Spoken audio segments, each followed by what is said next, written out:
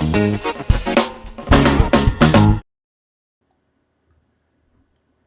오늘은 집합 개념, 기본 개념 정리하는 시간을 갖도록 할 거예요. 집합 되게 쉽죠?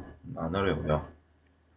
근데 이제 좀 낯설 수는 있어. 뭐 처음 보는 친구들은. 근데 확실하게 얘기해 드는데 집합은 되게 쉽습니다. 여러분들 공부만 조금만 하면 집합 정도는 뭐 그냥 깔끔하게 다 이해하실 수 있어요. 집합은 그냥 간단하게 얘기하면 모임이야. 근데 무슨 모임이냐? 명확한 기준이 있는 친구들의 모임. 그러니까 예를 들어서 지금 보기를 보면서 얘기를 하면 착한 학생의 모임, 이거 되게 너무 주관적이거든. 얼굴이 아름다운 사람들의 모임, 이것도 주관적이란 말이야. 근데 5번처럼 10보다 작은 소수의 모임, 그러니까 10보다 작은 소수의 모임에는 2도 있고 3도 있고 5도 있고 7도 있고 그런 거지. 하지만 뭐 5는 아니 5란다. 11은 여기 못 들어가죠. 10보다 작은 해당 사항이 없으니까. 이런 식으로 이런 집합 안에 들어가 있는 2, 3, 5, 7 이런 친구들을 원소라고 부르고, 그리고 이 A를 집합 A라고 불러요. 집합 A. 집합은 영어로 set 이렇게 부릅니다. 집합 A 안에 2, 3, 5, 7이 있는 거죠. 이렇게 명확하게 구별이 되는 친구들, 얘네들을 집합이라고 불러요. 자, 그리고 집합과 원소의 관계. 좀 전에 한 거 그냥 그대로 표현하면 A라는 집합이 1, 3, 5, 7이 있다고 칩시다. 여기 A라는 집합 안에 1, 3, 5, 7이 있는 거야. 우리는 이렇게 3은 A의 원소다. 3은 A의 원소다. 이거를 이제 기호로 3은 A의 원소다. 이렇게 쓸 거야. 이거 이제 나중에 비교할 건데 요거랑 요 기호를 구별할 수 있어야 돼.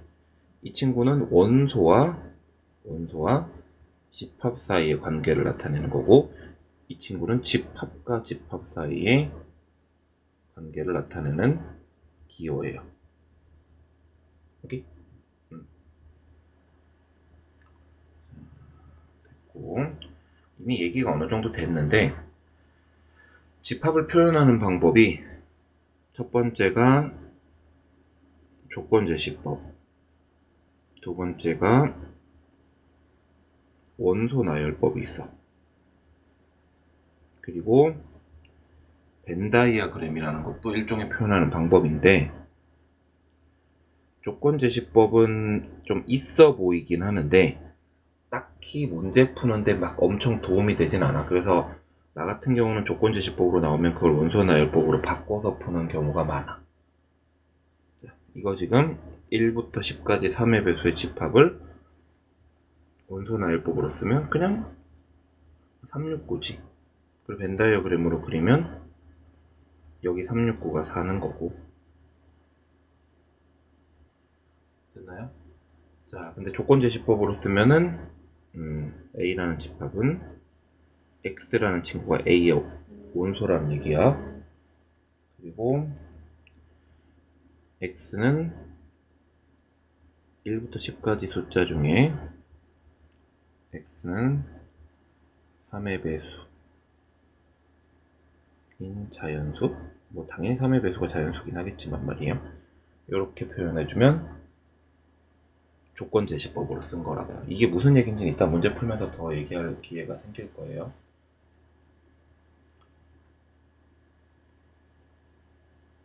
자, 뭐 그 다음에 그냥 개념 정리하는 거예요. 이거 집합할 게 별로 없어요. 무한집합, 원소의 개수가 무한개 있는 게 무한집합, 유한집합, 원소의 개수가 유한개 있는 게 유한집합, 그리고 공집합, 원소가 아무것도 없는 거 공집합, 기호로 이렇게 표현해요. 오케이? 그리고 NA, 이게 무슨 말이냐면 A의 원소의 개수를 뜻하는 기호예요. 그러니까 새로운 기호 그냥 얘기하고 있는 거라고 보시면 돼.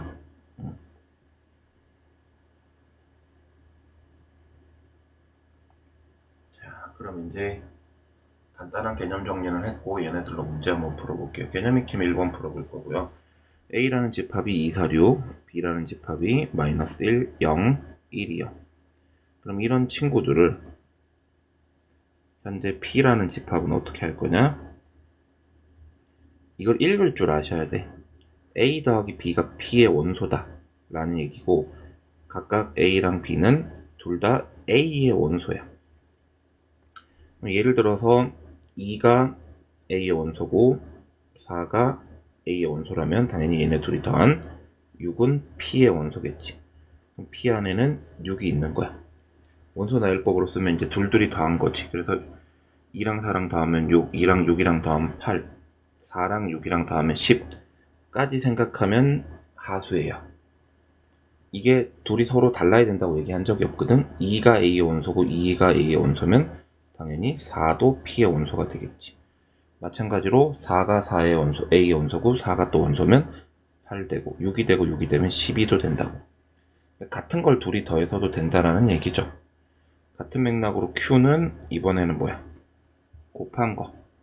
근데 하나는 A의 원소고 하나는 B의 원소야. 둘이 곱한 거. 이렇게 곱하면 마이너스 2, 이렇게 곱하면 마이너스 4, 마이너스 6. 그리고 0이랑 곱하면 그냥 제다 0. 똑같은 걸 두 번 쓸 필요는 없습니다. 그리고 2, 4, 6. 이렇게요. 이렇게 해서 Q의 원소가 마이너스 2, 마이너스 4, 마이너스 6, 0, 2, 4, 6 이렇게 원소가 있다는 걸 확인할 수 있고요. 그러니까 집합을 표현하는 방법이라고 보시면 돼요.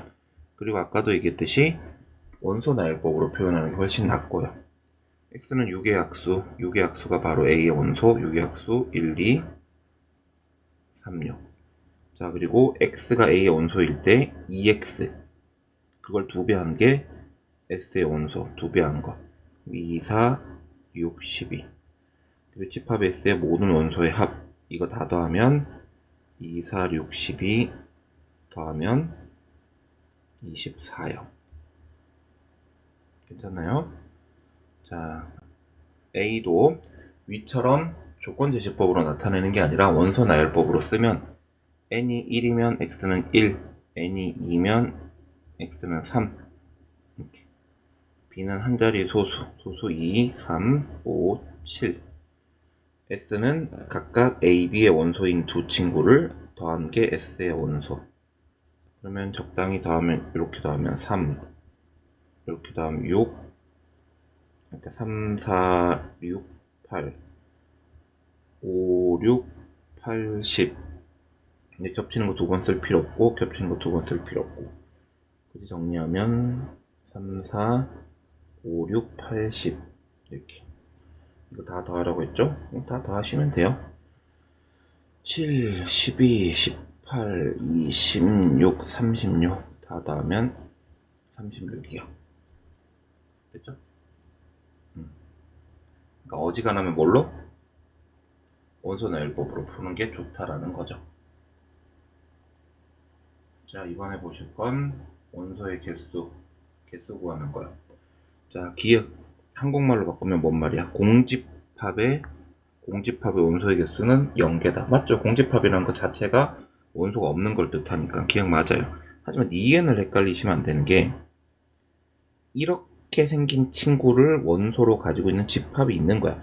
말 그대로 벤 다이어그램 안에 이렇게 생긴 애가 있는 거야. 여기서 얘기하는 이 친구는 공집합이 아닙니다. 그냥 저렇게 생긴 기호인 거죠. 이렇게 생긴 기호를 갖고 있는 집합은 원소의 개수가 1개겠죠. 마찬가지로 마이너스 5를 원소로 가지고 있는 집합도 원소의 개수는 1개일 테니까 둘 다 1이어서 이해는 틀렸어요. 둘이 같아요. 원소의 개수가 같다고 해서 두 개 원소가 같은 건 아니지. 그럴 리가 없잖아. 뭐 예를 들어서 하나는 1, 3이고 하나는 2, 3이고 둘 다 두 개지만 같은 원소는 아니죠. 같은 집합은 아니죠. 자, A 같은 경우는 실수. 제가 만족시키는 실수는 인수분해하면 x는 3일 때밖에 없어요. 따라서 A라는 친구는 이렇게 되니까 당연히 NA는 1개. 이건 맞죠. 자, 9의 약수 1, 3, 9. 25의 약수 1, 5, 25. 그럼 당연히 NA도 3, 3개, MB도 3. 둘이 같죠? 이렇게요.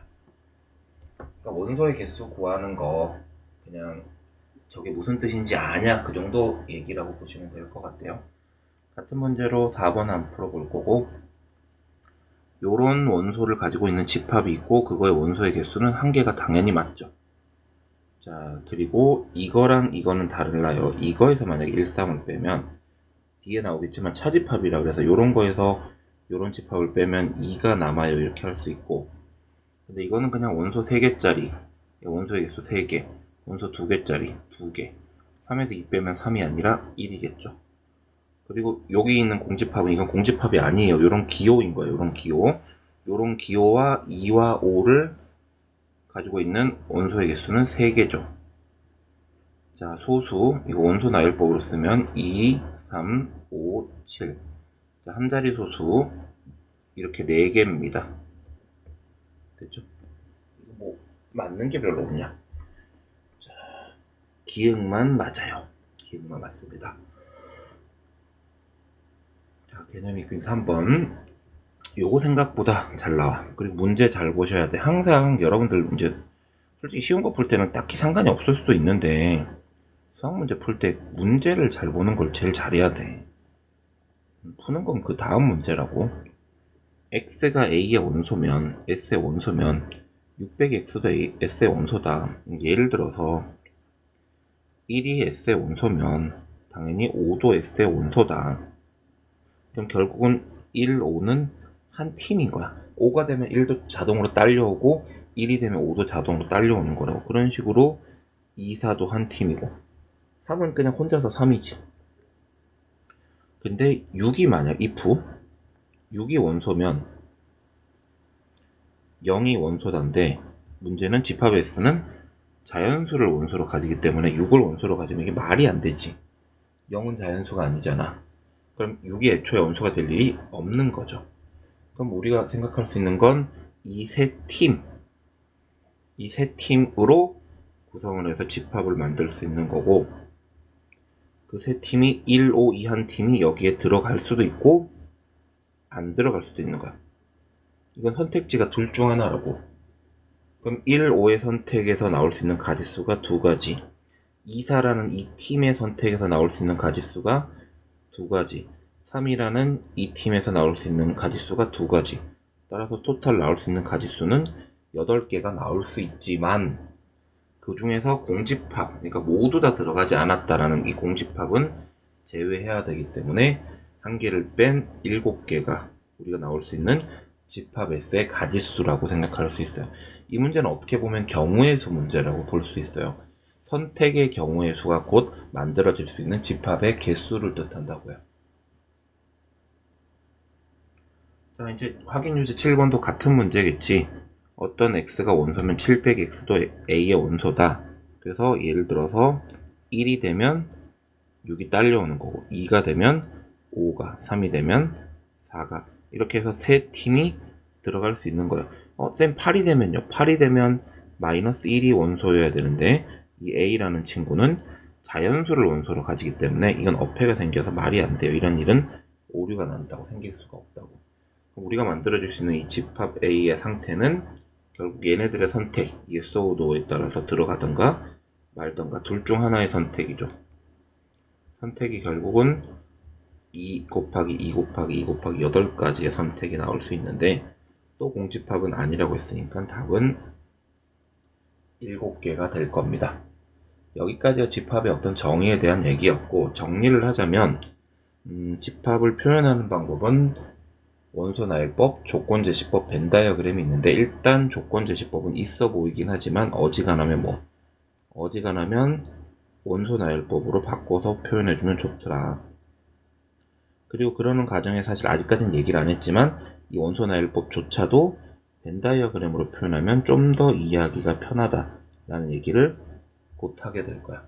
그리고 집합의 개수에 따라, 집합의 원소의 개수에 따라서 유한집합, 무한집합, 그리고 하나도 없는 친구가 공집합이라고 불리는 친구도 있다 정도만 기억해 주시면 좋을 것 같아요. 자, 여기까지가 집합의 정의에 대한 얘기였고요. 다음 순서로는 어떤 부분집합이랑 포함관계에 대한 얘기를 좀 해보도록 할게요.